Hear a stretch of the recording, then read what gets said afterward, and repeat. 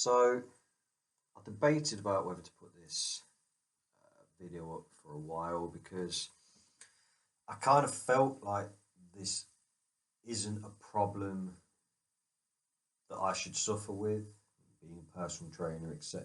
But on reflection, I kind of think it's worth putting out there because it might help others to understand that everybody can struggle with fat loss and motivation to eat healthily, etc., at different times. Personal trainers aren't immune, even though this is part of our job. It is something that anybody could struggle with, and so hopefully that helps you to feel that it's not something on you, and it is almost a part of human nature, I suppose. But what I wanted to talk to you about is the fact that over probably the last year or so, I've lost some of my fitness and I put on, it turns out, a bit more weight than I originally suspected I had. So, about a year ago, I was probably around my peak fitness, just over a year ago. I was very lean, my body fat percentage was around 5%, and I had very, very high fitness. Resistance training and my cardiovascular training was completely on point. But around about a year ago, things started to slip slightly, and it always happens little bit at a time. So it was at first I was maybe forgetting occasionally to prepare my meals or skipping the odd workout, etc. And over time, this just started snowballing and it started creeping up until I got to kind of the stage that I'm at now, which is where very few of my meals are kind of pre prepared and my training is down maybe to about a third of where it was about a year ago. And of course, as anybody always does, I've got reasons that this occurred. Anybody who knows me, a few of my clients who are probably watching this, won't be surprised at all to learn that the reason everything started slipping is because I'm an absolute workaholic. I've got big dreams for where I'd like to take this business, Body Vision, which is the sustainable weight loss app that I'm putting together.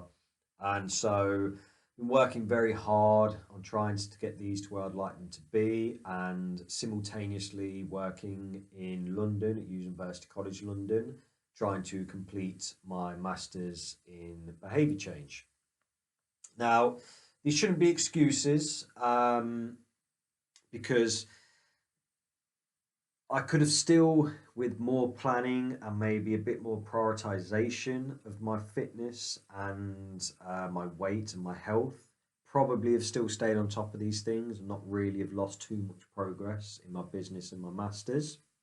But it's worth, as it always is with yourself as well, if you find yourself in a similar situation, just accepting that this is where we are. We can't do anything about the past. None of us have a time machine, but the future is completely within our grasp. And so, with that, this series, which is just, I'm just going to put out here and there videos, which are just kind of speaking about how my journey to kind of getting back to my peak fitness is going, with basically the hope that maybe you might be able to learn something from my journey as well.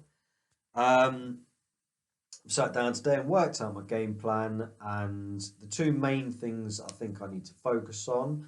One is sleeping more. So at the moment, I've been sleeping for very little amount of time, maybe around 5 hours or so, which has had the knock-on effect that I don't have the motivation to train, and it also lack of sleep starts to cause you to desire comfort foods, I suppose, high sugar, high fat, things like this.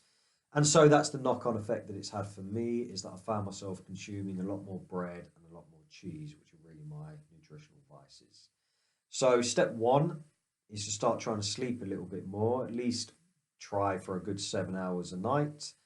and also get back to preparing my food so that my intake of cheese and bread can reduce. So keep an eye on the page, like if you haven't already, and hopefully we can both make some progress in this journey together. Thanks for your time, and I'll see you again soon.